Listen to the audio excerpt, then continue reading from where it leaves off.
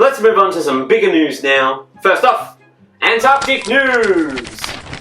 Australia has been found to have plans to build a $2 billion concrete airstrip at a base in the Antarctic. So Australia has recently been in a very public spat with China over its disputed expansion of territories into the South China Sea through the building of artificial islands to build military bases on.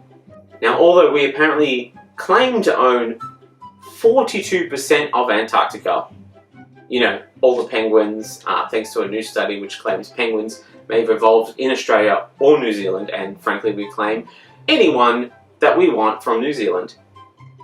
The titular pole of the South Pole, just in case Santa is looking to relocate when problems get too much for the North Pole and he needs a new home. And when the ice sheets melt, pushing the sea levels higher, we will claim all the territories that are flooded by our newly developed waterways. They are, after all, now on Australian waters.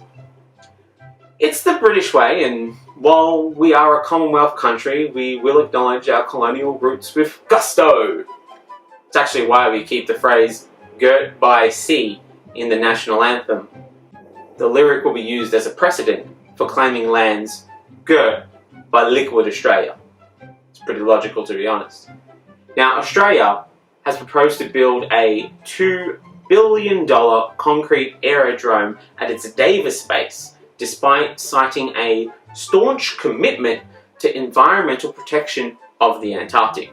Now, this should not surprise anyone who has been paying even the slightest bit of attention to how Australia treats its sovereign territories, simply by destroying them so severely that they are unrecognisable as the natural wonders that they once were, and recovering less than 5% of what we destroyed, then citing that as a victory over the destructive power of Mother Nature, followed by inviting our closest coal and oil lobbyist friends over for a private party where we set up the money-blowing machine and fill it up with so many notes that they can't actually be blown around by the tiny fan inside the booth, allowing the companies to actually just reach down and fill up their pockets until they get so tired from picking up money that they can't even move their arms anymore.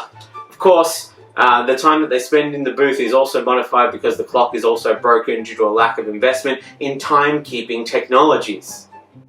Australia bluntly states that it has a sovereignty, not just a claim, sovereignty over 5.9 million square kilometres of Antarctica, plus a 2 million square kilometre exclusive economic zone offshore.